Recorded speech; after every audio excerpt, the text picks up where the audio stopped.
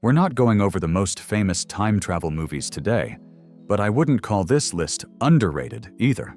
Let's just say it's a solid collection for anyone who loves the genre. You've probably seen a few of these, and I hope at least one will be new to you. Feel free to add your own favorites in the comments, and enjoy the video. Je t'aime follows Claude Ritter, who is invited by a secretive research group to test a new machine that can send a person 1 year into the past for exactly 1 minute. He agrees, but the experiment fails, and Claude becomes stuck in a stream of memories, brief loops, longer scenes, and fragments of his relationship with Olga Georgipikho's character. Its story is told out of order, creating a puzzle made of scattered moments, shifting memories, and the emotional weight of past choices.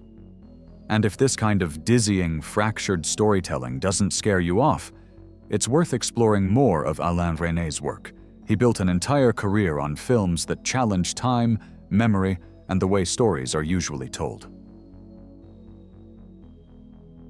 Based on Kurt Vonnegut's classic novel, Slaughterhouse-Five follows Billy Pilgrim, a soldier who becomes unstuck in time.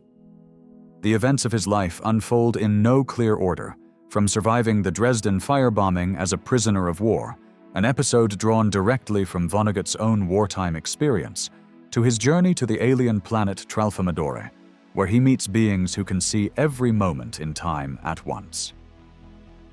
Directed by George Roy Hill, better known for Butch Cassidy and The Sundance Kid, this was one of his most daring projects. The film handles the novel's fragmented structure with surprising success and keeps much of its dark humor and philosophical tone. Some choices remain puzzling, especially the omission of the famous "so it goes" refrain, which appears in the novel nearly 100 times, but the result is still a striking piece of blackly comic science fiction, personally approved by Vonnegut himself.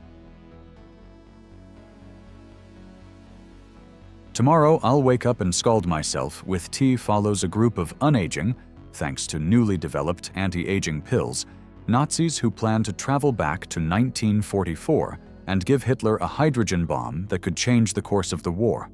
The time travel mission is supposed to be carried out by Carol, a corrupt pilot who agreed to help them.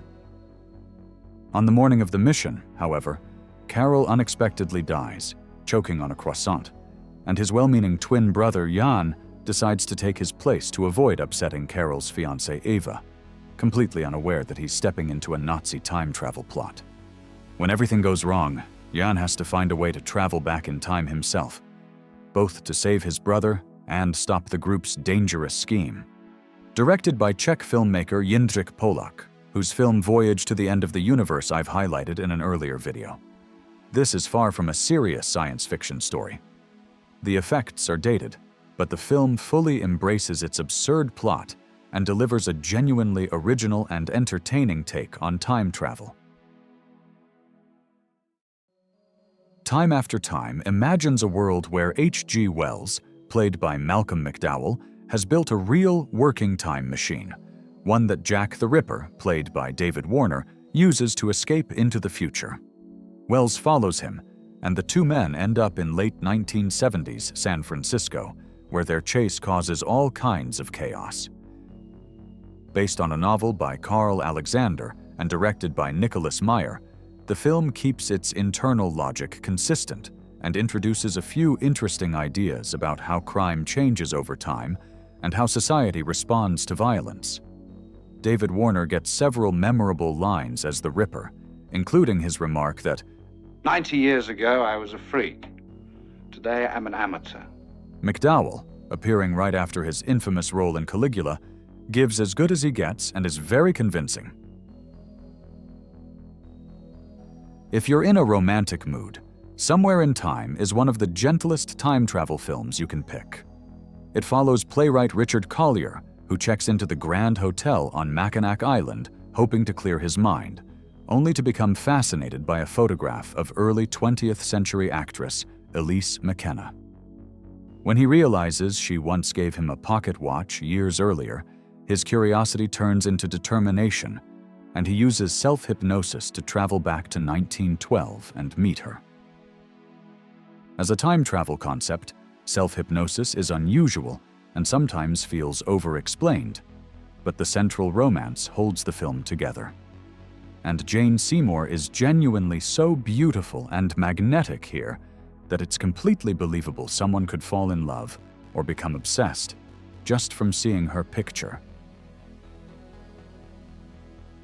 In Frequency, a New York police officer played by Jim Caviezel discovers that he can communicate with his father, played by Dennis Quaid, 30 years in the past through the ham radio in his childhood home.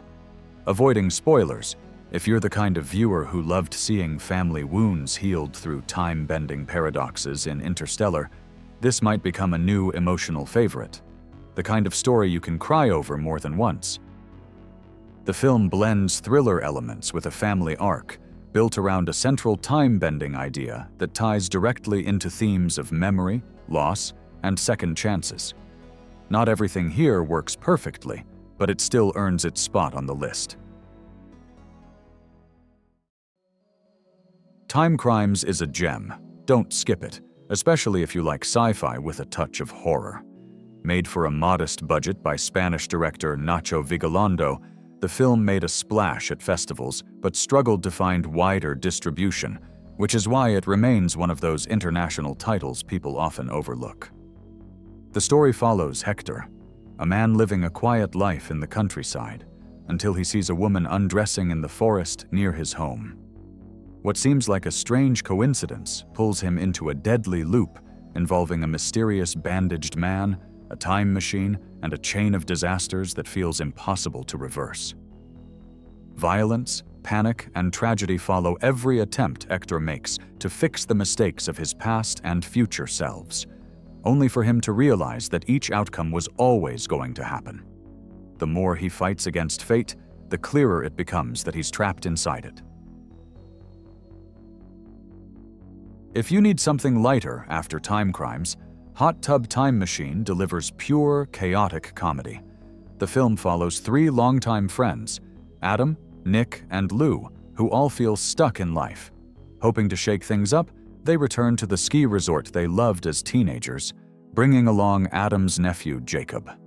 A malfunctioning hot tub accidentally sends them back to the 1980s and turns them into their 19-year-old selves.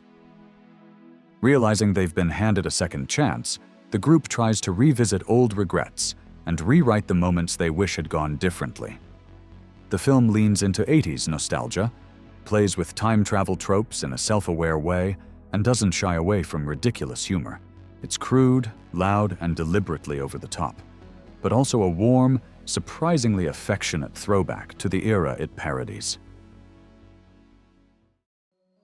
Safety Not Guaranteed is the small indie comedy that, for better or worse, helped launch the careers of Colin Trevorrow and screenwriter Derek Connolly. Whatever you think of their later Jurassic World blockbusters, this is a film worth watching. The story follows a lonely man played by Mark Duplass, who posts a strange newspaper ad looking for a partner to join him on a time travel mission. Aubrey Plaza plays the young journalist sent to investigate whether he's delusional, dangerous, or genuinely onto something. It was made on a tiny $750,000 budget and went on to earn over $4 million. Not a bad outcome for a film this small. Predestination is one of those strange, mind-bending sci-fi films that slipped completely under the radar at the moment of its release, although it has gained a bit more recognition over time. Ethan Hawke plays a temporal agent sent back in time to stop crimes before they happen. But while the premise sounds familiar, the film itself is anything but. It's packed with constant twists, sharp turns, and reveals that push the story deep into mind-bending territory. The Spierig brothers lean fully into the most bizarre possibilities of the premise, creating something that feels like a blend of different sci-fi ideas while still managing to be original. I didn't understand everything on the first viewing, and there are definitely a few plot holes hiding in the chaos, but very few recent time travel films melt my brain quite like this one. And yes, Sarah Snook is absolutely phenomenal here.